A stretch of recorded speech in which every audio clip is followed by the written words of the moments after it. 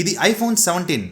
మార్కెట్లో ఉన్న strong speculation ఏంటంటే ఐఫోన్ రేట్లు వెరీ సూన్ పెరగబోతున్నాయి. ఆగస్ట్ మంత్లోనే పెరగబోతున్నాయి. ఎందుకంటే రీసెంట్గా యాపిల్ వాటి ప్రొడక్ట్స్ మీద విపరీతంగా ప్రైజెస్ పెంచేసింది. మ్యాక్ బుక్స్ కానీ ఐప్యాడ్స్ మీద కానీ అసలు విపరీతంగా పెంచేసింది.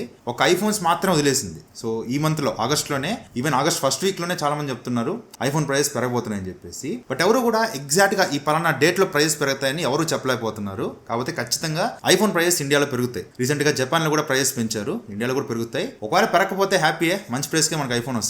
ఒకవేళ ప్రైస్ పెరిగితే మాత్రం అరౌండ్ 15,000 to 20,000 రూపీస్ వరకు ఐఫోన్ బేస్ మోడల్ పెరగచ్చని రూమర్స్ వినిపిస్తూ ఉన్నాయి. ఒకవేళ అదే నిజమైతే ఐఫోన్ కొనడానికి మీకు లాస్ట్ ఆప్షన్ ఆగస్ట్ 8th జరగబోయే ఫ్లిప్కార్ట్ ఫ్రీడమ్ సేల్.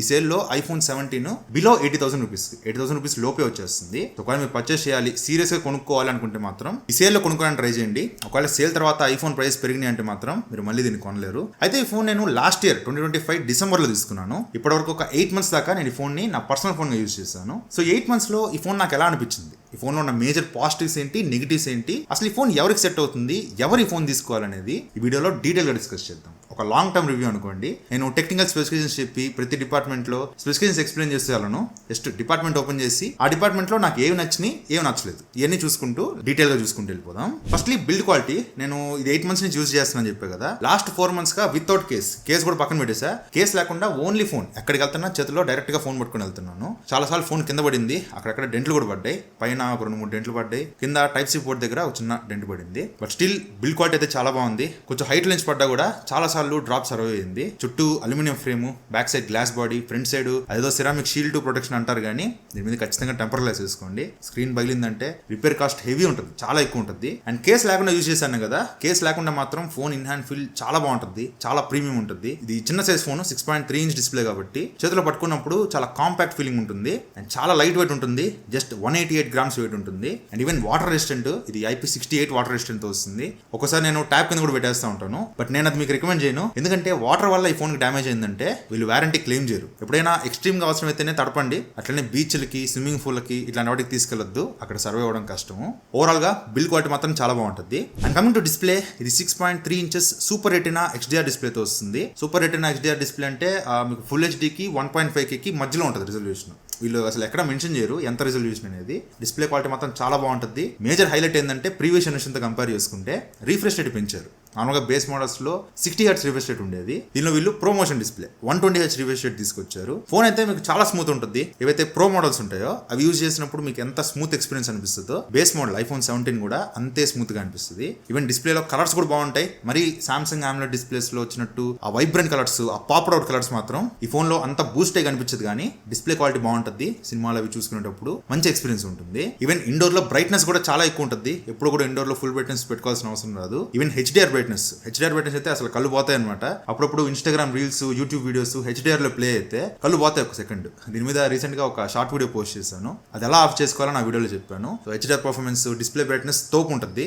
కాకపోతే ప్రాబ్లం ఏంటంటే ఈ ఫోన్ పట్టుకొని మీరు అవుట్డోర్ బయట సన్లైట్ లో తిరిగారంటే మాత్రం ఫోన్ కొంచెం వేడెక్కినా డిస్ప్లే బ్రైట్నెస్ అమాంతం పడిపోద్ది. అసలు డిస్ప్లేలో ఏం కనిపించదు. మీరు అంత ఫుల్ బ్రైట్నెస్ పెట్టినా డిస్ప్లే డిమ్ అయిపోద్ది, బాగా డిమ్ అయిపోద్ది. ఒక 5 నిమిషాలు పక్కన పెట్టేసి జోలో పెట్టేసి కొంచెం ఫోన్ నార్మల్ టెంపరేచర్కి వచ్చిందంటే మళ్ళీ బ్రైట్నెస్ వెనక్కి వచ్చేస్తుంది. సో ఇది నేను ఈ ఫోన్లో మేజర్గా ఫేస్ చేసిన ప్రాబ్లము. మీరు ఇండోర్లో ఏసీ వేసుకొని పని చేసుకుంటే మీరు అంత హెవీ టాస్క్ చేసినా ఏం కాదు. బట్ వన్స్ ఏసీ లేకుండా నార్మల్ ఫ్యాన్ కింద కూర్చొని మీరు కొంచెం పర్ఫార్మెన్స్ టాస్క్లు, కొంచెం హెవీ టాస్క్లు చేశారంటే ఫోన్ హీట్ అవుద్ది, లైట్గా బ్రైట్నెస్ తగ్గుద్ది. అదే మీరు అవుట్డోర్లో సన్లైట్లోకి వెళ్ళారంటే మాత్రం మాక్సిమం ఒక 2-3 నిమిషాలే ఉంటుంది, తర్వాత అమాంతం బ్రైట్నెస్ పడిపోద్ది. సో అవుట్డోర్లో డైరెక్ట్ సన్లైట్లో ఫోన్ యూజ్ చేయడం అనేది చాలా చాలా కష్టము. సో ఎవరైనా అవుట్డోర్ లో పని ఎక్కువ చేస్తుంటా, నా పని అంతా అవుట్డోర్ లోనే అనుకుంటే ఈ ఫోన్ జోలికి వెళ్ళొద్దు. అవుట్డోర్ లో మాత్రం కొంచెం కష్టం. బట్ ఇండోర్ లో కూడా నేను మీకు ఒక పాయింట్ మెన్షన్ చేయాలి. దీనిలో PWM డిమ్మింగ్ అనేది కొంచెం తక్కువ ఉంటుంది. 240 Hz PWM డిమ్మింగ్ తో వస్తుంది. దీని గురించి నేను ఆల్రెడీ Pixel 10a వీడియోలో కూడా చెప్పాను. ఈ PWM డిమ్మింగ్ తక్కువ ఉంది అంటే మీరు చీకట్లో లైట్ ఆపేసుకొని బ్రైట్నెస్ మొత్తం తగ్గించేసుకొని లో బ్రైట్నెస్ లో ఫోన్ చూస్తున్నప్పుడు ఐస్ స్ట్రెయిన్ అయిపోతాయి, తలనొప్పి వచ్చేయడం, ఐస్ స్ట్రెయిన్ అయిపోవడం, ఇట్లాంటి ప్రాబ్లమ్స్ వస్తూ ఉంటాయి. దానికి ఏంటంటే మీరు సెట్టింగ్స్ లోకి వెళ్ళి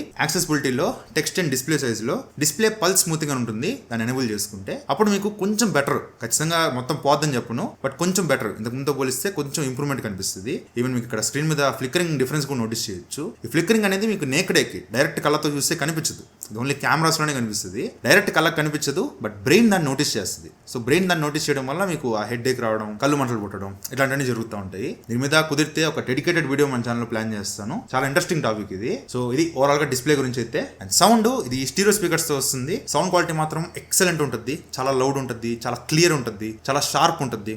సౌండ్ క్వాలిటీ ఎక్సలెంట్ ఉంటుంది. ఈవెన్ మైక్ క్వాలిటీ కూడా ఎప్పుడైనా మీరు అవుట్డోర్ లో షూట్ చేస్తున్నారు, వీడియోస్ రికార్డ్ చేస్తున్నారు, జస్ట్ దీన్ని ఇట్లా పెట్టుకొని వాయిస్ రికార్డ్ చేసుకొని అప్లోడ్ చేసుకోవచ్చు. అంత క్వాలిటీ ఆడియో వస్తుంది. మైక్రోఫోన్ క్వాలిటీ కూడా నాకు దీనిలో చాలా బాగా అనిపించింది.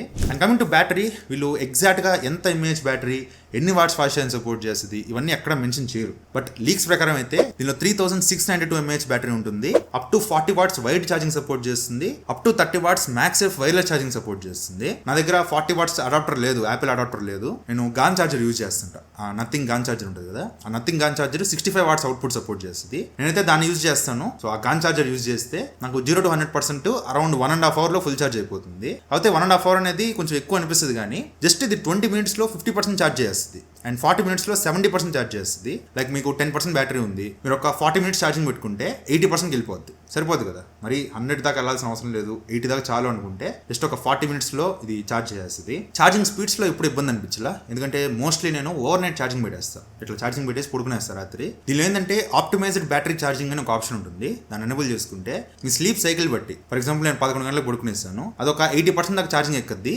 80% ఎక్కగానే ఆగిపోద్ది అనమాట, ఛార్జింగ్ ఆగిపోద్ది. మళ్ళీ నేను పొద్దున 6 గంటలు లేస్తాను అనుకోండి, దాన్ని బట్టి ఒక హాఫ్ అన్ అవర్ ముందు అంటే ఒక 5:30కి అట్లా మళ్ళీ ఛార్జింగ్ ఎక్కడో స్టార్ట్ అవుద్ది. నేను నిద్ర లేచే టైంకి 100% ఎక్కేస్తుంది. సో ఈ ఫీచర్ నాకు బాగా నచ్చింది. దీనివల్ల ఫోన్ హీట్ ఎక్కదు, బ్యాటరీ ఏం డిగ్రేడ్ అయిపోదు. చాలా మంచి ఫీచర్ ఇది. And coming to screen on time, మీరు ఒకవేళ కొంచెం హెవీగా యూజ్ చేస్తా, అవుట్డోర్ బయటకు వెళ్తుంటా, కాలేజీలకి ఆఫీసులకి వెళ్తుంటా, కొంచెం హెవీగా యూజ్ చేస్తా అనుకుంటే మీకు మాక్సిమం వచ్చే స్క్రీన్ ఆన్ టైం ఒక 4 to 5 hours, మాక్సిమం 5 hours వస్తుంది. లేదు చాలా మినిమల్గా యూజ్ చేస్తా, నేను వైఫై వాడతాను, only social media apps Facebook, Twitter, Instagram అంతవరకే, యూట్యూబ్ అంతవరకే బేసిక్ టాస్క్లకే వాడతాను అనుకుంటే అప్పుడు మీకు అరౌండ్ 6 hours స్క్రీన్ టైం వస్తుంది.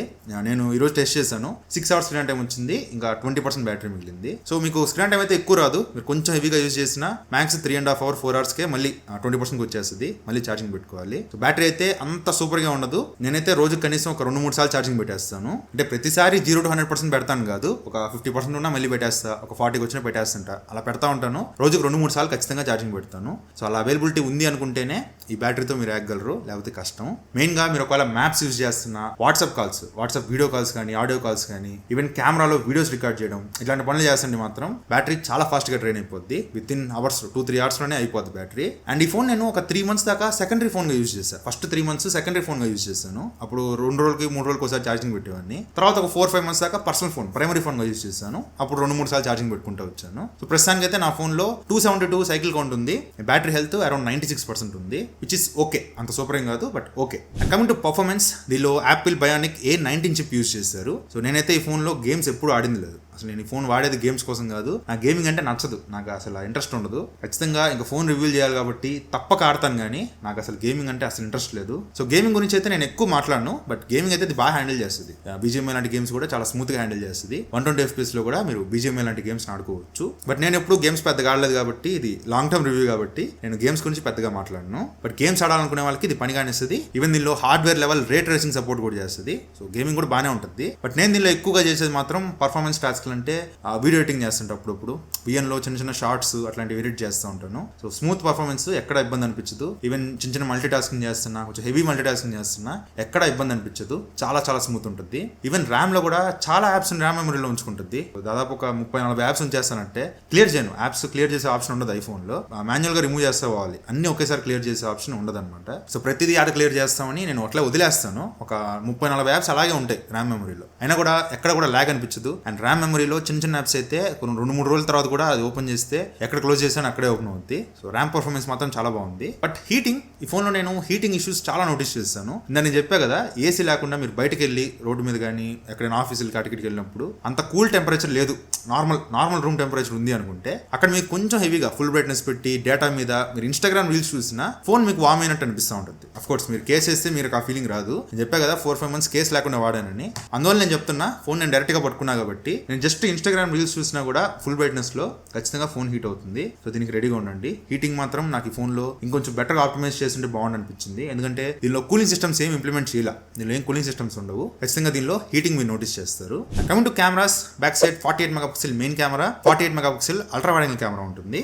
Front 18 megapixel Center Stage camera ఉంటుంది. ఈ సెంటర్ స్టేజ్ కెమెరా అంటే ఏంటంటే ఫ్రంట్ కెమెరా సెన్సార్ అనేది స్క్వేర్ షేప్ లో ఉంటుంది. దానివల్ల ఏంటంటే మీరు ఫోన్ ని టిల్ట్ చేయాల్సిన అవసరం లేదు. నార్మల్ గా పట్టుకొని మీరు వర్టికల్ ఫార్మాట్ లో వీడియోస్ రికార్డ్ చేసుకోవచ్చు. జస్ట్ బటన్ నొక్కి హారిజాంటల్ ఫార్మాట్ లో కూడా ఫోన్ ని తిప్పకుండా వీడియోస్ రికార్డ్ చేసుకోవచ్చు, ఫోటోస్ కానీ వీడియోస్ కానీ. సో గ్రూప్ సెల్ఫీస్ ఎక్కువ మంది ఉన్నప్పుడు ఫోన్ ఇలా తిప్పకుండా ఇలానే పట్టుకొని మీరు ఫోటోస్ తీసుకోవచ్చు. ఇది ఒక మంచి ఫీచరే. ఫస్ట్లీ బ్యాక్ కెమెరాస్ గురించి మాట్లాడుకుంటే, బ్యాక్ కెమెరాస్ యూజ్ చేసి firstly ultra wide angle camera నేను ఎక్స్పెక్ట్ చేసిన దానికన్నా చాలా బెటర్ ఉంటుంది. అల్ట్రా వైడ్ యాంగిల్ కెమెరాలో మీరు ఫోటోస్ కానీ వీడియోస్ కానీ బాగానే తీసుకోవచ్చు. అంత తీసి పడేసేలేము, పర్లేదు పని కానిస్తుంది. And back main camera use చేసి 1x లో 2x లో 2 డిఫరెంట్ ఫోకల్ లెంత్ లో ఫోటోస్ కానీ పోర్ట్రేట్ షాట్స్ కానీ తీసుకోవచ్చు. 2x అనేది మెయిన్ కెమెరా డిజిటల్ జూమ్ అవుతుంది. సో బోత్ 1x లో 2x లో మీకు ఫోటోస్ కానీ పోర్ట్రేట్ షాట్స్ కానీ బాగానే వస్తున్నాయి. ప్రీవియస్ జనరేషన్ ఐఫోన్ 16 తో కంపేర్ చేస్తే మాత్రం ఇది నాకు చాలా బెటర్ అనిపించింది. అట్లనే ఇది తోపు తురుము అని చెప్పను, ఎందుకంటే మీకు కలర్స్ చాలా న్యాచురల్ గా వస్తాయి. మీరు రియల్ గా కళ్ళతో చూసినప్పుడు ఏదైనా కలర్స్ కనిపిస్తూ ఉంటాయో ఎగ్జాక్ట్ ఆ ట్రూ కలర్స్, ఆ న్యాచురల్ కలర్స్ కనిపిస్తూ ఉంటాయి. ఎక్కడ కూడా మీకు బూస్ట్ చేయడం,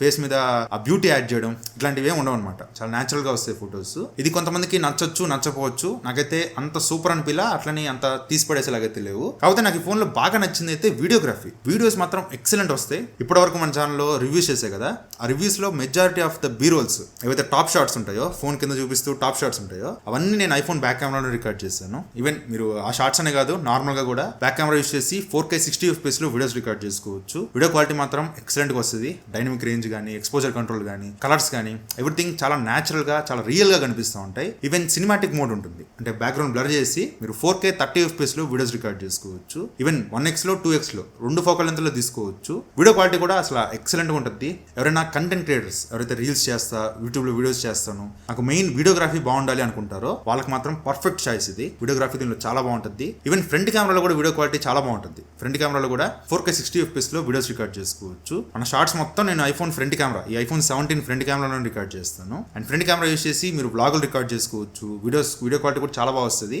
కాకపోతే ఒకటి గుర్తుపెట్టుకోండి, ఫ్రంట్ అండ్ బ్యాక్ 2 కెమెరాస్ కూడా మీకు లో లైట్ పర్ఫార్మెన్స్ అంత బాగోదు. ఖచ్చితంగా లో లైటింగ్ లో విపరీతంగా నాయిస్ నోటీస్ చేస్తారు. లో లైటింగ్ పర్ఫార్మెన్స్ మాత్రం అంత సూపర్ గా ఉండదు. బట్ డే లైటింగ్ లో మంచి లైటింగ్ కండిషన్ లో మాత్రం మీకు back camera, front camera, videos కానీ, ఫోటోస్ కానీ ఎక్సలెంట్ గా పర్ఫార్మ్ చేస్తాయి. అట్లా మీరు మరీ ఎక్కువ ఎక్స్పెక్ట్ చేసేయద్దు. ఈ ఒప్పోలు, వివోలు ఈ ప్రాసెసింగ్ చేస్తాయి కదా, ఆ లెవెల్ ఆఫ్ అవుట్పుట్స్ మాత్రం దీనిలో ఎక్స్పెక్ట్ చేయొద్దు. దీనిలో near to natural true colours కనిపిస్తూ ఉంటాయి. బట్ వీడియో క్వాలిటీ మాత్రం దీనిలో చాలా బాగుంటుంది. And coming to A features, actual గా దీనికి కాంపిటీషన్ గా సామ్సంగ్ S26 సిరీస్ వస్తూ ఉంటాయి. దీనిలో చాలా ఏ ఫీచర్స్ ఉంటాయి. నాకు ఏదైనా ఏ ఫీచర్ అవసరం ఏంటంటే ఆ ఫోటోని దీనిలో పంపించుకొని దీనిలో చేస్తాను అనమాట.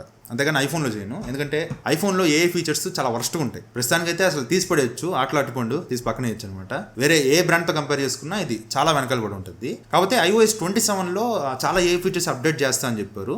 వాళ్ళు చేస్తే మాత్రం బెటరే. సాఫ్ట్వేర్ అప్డేట్లో దీనికి కూడా వచ్చేస్తాయి, ఫీచర్స్ అన్ని వచ్చేస్తాయి. ప్రస్తుతానికి మాత్రం iOS 26లో మాత్రం నాకైతే ఏ ఫీచర్స్ అయితే అంతే అనిపించలేదు. అప్డేట్లో ఏమైనా కొత్త ఫీచర్స్ తీసుకురావచ్చు. కమింగ్ టు నెట్వర్క్, దీనిలో నేను 2 సిమ్లు యూజ్ చేస్తుంటా. ఒక ఈ సిమ్, ఒక ఫిజికల్ సిమ్ యూజ్ చేస్తాను. 2 కూడా ఎయిర్టెల్ సిమ్ యూజ్ చేస్తుంటా. సో నాకు ఈ ఫోన్లో అనిపించిన మేజర్ ప్రాబ్లం ఎక్కడ వచ్చిందంటే, నా పర్సనల్ సిమ్ ఈ సిమ్ నెంబర్కి ఎవరైనా ఫోన్ చేశారంటే ఆ సెకండరీ సిమ్ కంప్లీట్గా ఆఫ్ అయిపోద్ది. అసలు సిగ్నల్ కనిపించదు. నాకు ఏదైనా ఆ నెంబర్కి ఓటీపీలు వస్తున్నా, ఆ నెంబర్కి కాల్స్ వస్తున్నా నాకు ఏం రావన్నమాట. మొత్తానికి ఆ సిమ్ స్విచ్ ఆఫ్ అని వస్తుంది. అవతల ఎవరైనా ఆ నెంబర్కి కాల్ చేస్తే ఫోన్ స్విచ్ ఆఫ్ అని వస్తుంది. సిగ్నల్ కంప్లీట్గా కట్ అయిపోద్ది. మళ్ళీ కాల్ కట్ చేయగానే మళ్ళీ సిగ్నల్ అందుకుంటుంది. సో ఇది నాకు ఈ ఫోన్లో అనిపించిన ఇంకొక మేజర్ ప్రాబ్లము. సో ఈ ఇష్యూ నా ఒక్కడికే వస్తుందా, మీరు ఎవరైనా ఐఫోన్ 17 యూజర్స్ ఉంటే మీకు కూడా వస్తుందా లేదా అనేది కామెంట్స్లో చెప్పండి. నాకైతే దీనివల్ల చాలాసార్లు ఇబ్బంది పడ్డాను. ఇది ఒకటి ఏదైనా ఫిక్స్ చేస్తే బాగుంటుంది. అపార్ట్ ఫ్రమ్ దట్ మీకు వైఫై కానీ, బ్లూటూత్ కానీ, ఎయిర్ డ్రాప్ కానీ ఎక్కడ ఇబ్బంది లేదు, చాలా బాగా పనిచేస్తున్నాయి. అండ్ అప్డేట్స్ గురించి కూడా ఆలోచించాల్సిన అవసరం లేదు. ఈజీగా ఒక 8 to 9 years 10 years కూడా ఈజీగా అప్డేట్స్ వస్తాయి. అప్డేట్స్ భయపడాల్సిన అవసరం లేదు. అండ్ స్టోరేజ్ కూడా ఇది బేస్ మోడలే 256GB స్టోరేజ్ తో వస్తుంది. లాస్ట్ టైం ఐఫోన్ 16 128GB తో వచ్చేది. ఈసారి బేస్ మోడలే 256GB స్టోరేజ్ తో వస్తుంది. స్టోరేజ్ లో కూడా పెద్ద ఇబ్బంది ఏం లేదు. కానీ మీరు ఒకవేళ ఈ ఫోన్ ని లాంగ్ టర్మ్ లో కనీసం ఒక 4-5 years పైన యూజ్ చేస్తాను అనుకుంటే మాత్రం మీరు అప్డేట్స్, ఇప్పుడు iOS 26 ఉంది కదా, 27, 28, 29 ఇలా అప్డేట్ చేసే కొద్దీ మీకు ఐఫోన్ స్టోరేజ్ లో iOS అండ్ సిస్టమ్ డేటా అనేది మీకు స్టోరేజ్ ఎక్కువ తినేస్తుంది అనమాట.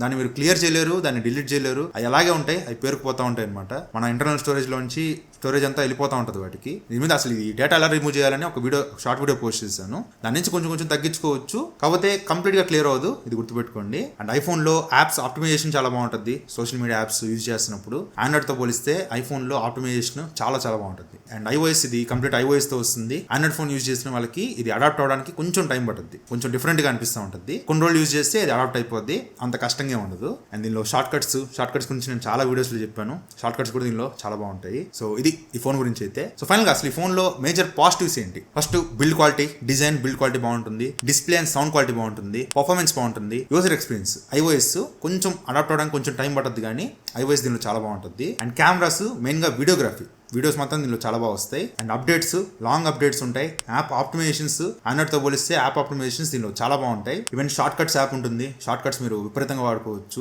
అండ్ ఈవెన్ రీసేల్ వాల్యూ, ఈ ఫోన్ కి రీసేల్ వాల్యూ బాగుంటుంది. అందుకన్నా ముఖ్యంగా బ్రాండ్ వాల్యూ, ఇవన్నీ ఈ ఫోన్ లో major positives. Coming to negatives, అసలు ఈ ఫోన్ లో మేజర్ నెగిటివ్స్ ఏంటి అంటే ఫస్ట్ డిస్ప్లే అవుట్డోర్ విజిబిలిటీ. మీరు సన్లైట్ లో ఈ ఫోన్ యూజ్ చేయాలంటే మాత్రం హార్డ్లీ ఒక 2-3 నిమిషాలు వాడగలరు. 2-3 మినిట్స్ తర్వాత ఈ ఫోన్ బ్రైట్నెస్ తగ్గిపోద్ది, మీకు డిస్ప్లే ఏం కనిపించదు. రెండోది బ్యాటరీ, మీరు కొంచెం హెవీ యూజర్ అయినా ఫోన్ కొంచెం ఎక్కువ యూజ్ చేస్తా అనుకుంటే మాత్రం బ్యాటరీ లైఫ్ మీకు హార్డ్లీ 4 to 5 hours మించి రాదు. సో లాంగ్ టర్మ్ లో మీకు బ్యాటరీ హెల్త్ తగ్గిపోతూ ఉంటుంది. దానివల్ల బ్యాటరీ కూడా మీకు చాలా ఎఫెక్ట్ అవుద్ది, ఇంకా తక్కువ బ్యాటరీ లైఫ్ వస్తుంది. సో ఎవరైనా హెవీ యూసేజ్ చేస్తుంటే మాత్రం వాళ్ళకి బ్యాటరీ కూడా ఈ ఫోన్ లో మేజర్ నెగిటివ్ అనుకోవచ్చు. అండ్ మూడోది హీటింగ్, మీరు కొంచెం హెవీ టాస్క్లు చేసినా, కొంచెం ఎండలో ఫోన్ యూజ్ చేసినా ఫోన్ బాగా వేడెక్కిపోద్ది, వేడెక్కితే డిస్ప్లే బ్రైట్నెస్ తగ్గిపోద్ది. సో హీటింగ్ ప్రాబ్లం కూడా ఈ ఫోన్ లో మీరు నోటీస్ చేస్తారు. అండ్ నాలుగోది ఏఐ ఫీచర్స్, iOS 27 లో అప్డేట్స్ ఏమన్నా పెంచొచ్చు, బట్ ప్రస్తుతానికి అయితే లేదు కాబట్టి ఏ ఫీచర్స్ అని చెప్తున్నా. ఒకవేళ iOS 27 లో మంచిగా ఫీచర్స్ తీసుకొస్తే మాత్రం ఈ పాయింట్ ని మీరు కన్సిడర్ చేయాల్సిన అవసరం లేదు. అండ్ ఐదోది రిపేర్ కాస్ట్, ఈ ఫోన్ వన్స్ కింద పడి ఏదైనా స్క్రీన్ పగిలినా, బ్యాక్ సైడ్ పగిలినా రిపేర్ కాస్ట్ చాలా ఎక్కువ ఉంటుంది.